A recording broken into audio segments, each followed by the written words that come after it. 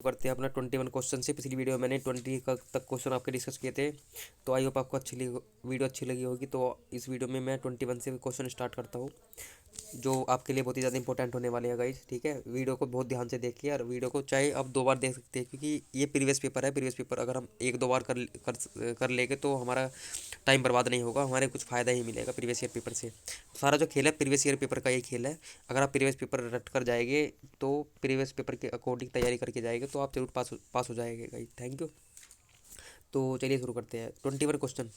Which line in the text best support the central theme of the poem do not go gentle into that good night. Which line in कौन सी line थी इन the text में जो अच्छा support करती है central theme को? कौन सी poem? Do not go gentle into that good night. तो ये है आपका, इसका जो राइट आंसर क्या है, इसका right answer rage rage rage against the dying of the light. ठीक है गाइस। इसके बाद कौन सा क्वेश्चन है? 22 की बात करेंगे। Which two phrase from the piece serves as metaphors for death in the text of the do not go gentle into that good night. इसका मतलब विच टू फ्रेज में कौन सी दो फ्रेज है जो इसमें वर्णन किया गया है इसका, इस पोएम में? तो इसका राइट आंसर है good night and dying of the light. ठीक है। इसके बाद 23। Their frail deeds might have dance is example of which figurative device. इसमें क्या कहा है? देयर फ्रेल डीड्स, उनकी जो मजबूती है, डीड्स करती है, काम करती है, might have dance is example, वो किसका एग्जाम्पल है? ये है आपका पर्सोनिफिकेशन का। पर्सोनिफिकेशन क्या होता है? ये एक आपका जैसे हम किसी निर्जीव चीज़ को सजीव मान लेते हैं, तो यही होता है personification. 24 question. Which city Dylan Thomas born. Dylan Thomas जो पोएट है, इसका जन्म कहाँ हुआ था? तो इनका जन्म कहाँ हुआ था? स्वानसिया में इनका जन्म हुआ था। स्वानसिया में इनका जन्म हुआ था। ठीक है। 25 question. What was Dylan Thomas Middleditch name. Dylan Thomas का मिडल नेम क्या था? ठीक है, तो ये था डायलन मैरल क्या मारलाइस, इसका मिडल नेम था। Dylan Marlais Thomas. ठीक है गाइस। इसके बाद बात करेंगे 26 question. In which city Dylan die age just 39 1953। यानी कौन सी सिटी में डायलन थॉमस की मृत्यु हो गई थी जब उनकी उम्र 39 थी? यानी बहुत कम उम्र में इनकी मृत्यु हो गई थी, और 1953 में हो गई थी। तो कौन सी सिटी थी गाइस वो? डायलन थॉमस की जो मृत्यु हुई थी, न्यूयॉर्क में हुई थी। ये अमेरिका में पड़ता है न्यूयॉर्क। ठीक है गाइस, बहुत बड़ी सिटी है। इसके बाद 27।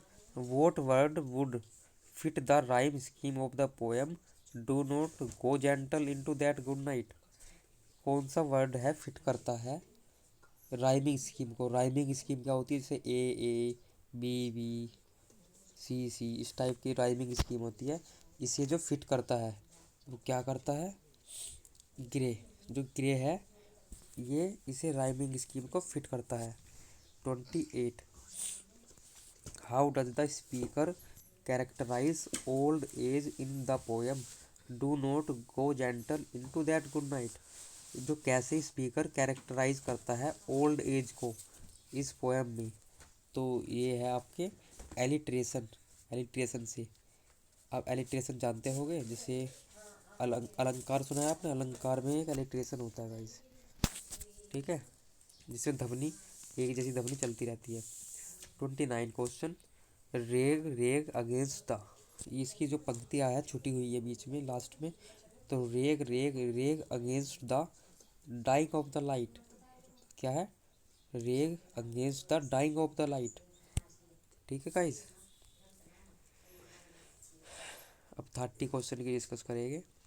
30 क्वेश्चन क्या कहता है? What when did the poem publish the landscape near an aerodrome.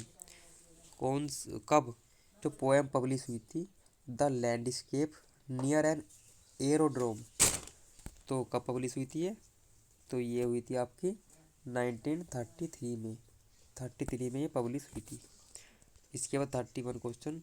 Vote does spenders the express symbolise. जो द एक्सप्रेस है वो सिम्बोलाइज किसे सिम्बोलाइज करता है?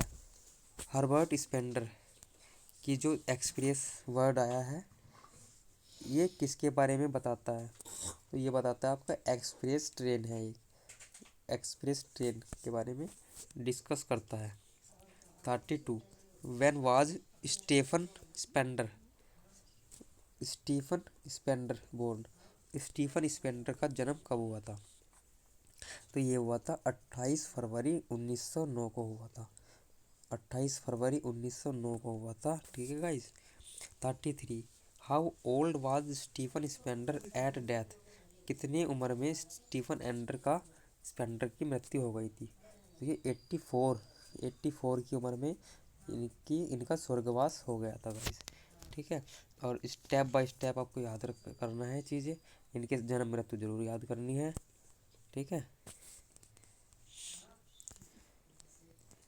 इसके बाद 34 question what does the express train symbolise in the poem the express, जो express train symbolise करती है किसे, द एक्सप्रेस को, तो ये किसे करती है, इंडस्ट्रियल रिवोल्यूशन। ठीक है, जो इंडस्ट्रियल रेवोल्यूशन होती है उसे सिम्बोलाइज करती है। 35 how does Spender describe the train, जो स्पेंडर ने ट्रेन को कैसे डिस्क्राइब किया है, स्पेंसन स्पेंडर ने ऐसे कहा है कि ये रानी की तरह है, like a queen. 36 Stephen Spender was appointed poet laureate consultant in poetry to the United State Library of Congress in, यानी जो स्टीफन स्पेंडर है उन्हें नियुक्त किया गया था लोरिएट कंसल्टेंट में पोइट्री के क्षेत्र में, कौन से सन में किया गया था, 1965 को किया गया था। ठीक है। इसके बाद 37 when did Spender get the golden pen award, very important, golden pen award कब मिला था इन्हें, तो ये 1995 को इन्हें गोल्डन पेन अवार्ड मिला था, हार्वर्ड इन्हें मिला था, स्पेंडर जी को मिला था। इसके बाद 38 question when did the poem the breaking of nations publish, जो ये पोएम है the breaking of nations publish ये कब पब्लिश हुई थी, तो ये 1916 में पब्लिश हुई थी, 1916 में पब्लिश हुई थी। ठीक है। इसके बाद बात करेंगे how many stanzas are there in the poem the breaking of the nation, तो the breaking of the nation में कितने स्टांजास है, तो ये आपके 3 स्टांजा है। ठीक है, कितने हैं, 3 स्टांजा है। 40 question what is Thomas Hardy is best known for, जो आपके थॉमस हार्डी जी है वे किस लिए जाने जाते हैं, तो वे किस लिए जाने जाते हैं, अपने नॉवेल्स के लिए जाने जाते हैं, किसके लिए, हिज नॉवेल्स। ठीक है। 41 what is the name of the semi fictional area in which most of the Thomas Hardy's novel are set, Thomas Hardy के जो नॉवल है ज़्यादातर कहाँ सेट हुए हैं, तो ये है वेसेक्स में, क्या हुआ है, वेसेक्स में हुए, WESSEX, वेसेक्स में हुए हैं। 42 what honour was bestowed upon Thomas Hardy in 1910, कौन से हुनर थॉमस हार्डी जी को मिला था, तो ये मिला था आपका order of merit, order of merit जो अवार्ड है हुनर है वो मिला था आपको, वो इन्हें किन्हें मिला था, थॉमस हार्डी जी को 1910 में।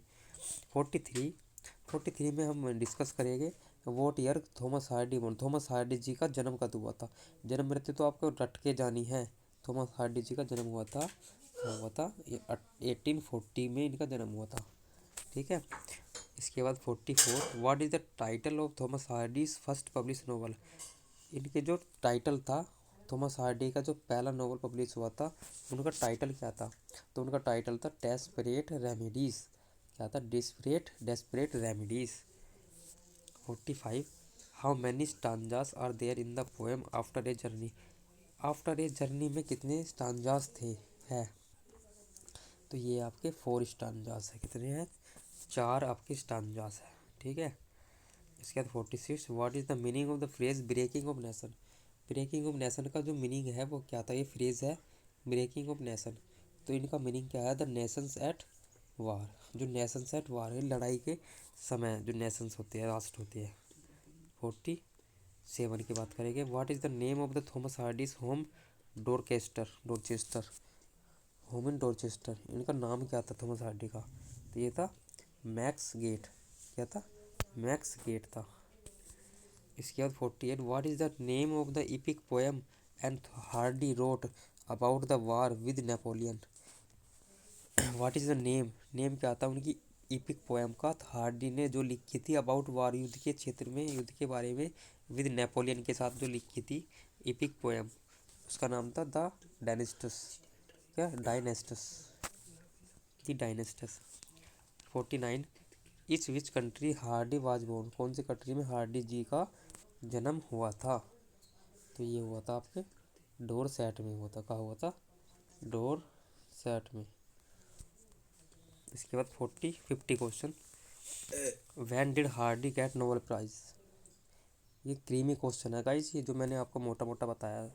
नोबेल प्राइज कब मिला था हार्डी जी को 1910 में, 1910 में कब मिला था, 1910 को इन्हें हार्डी जी को नोबेल प्राइज़ दिया गया था, मिला था। ठीक है, जो हार्डी जी का जो जन्म हुआ था 1840 को जन्म हुआ था, 1928 को इनकी मृत्यु हो गई थी। ठीक है गाइस, तो इस वीडियो में मैंने आपके सामने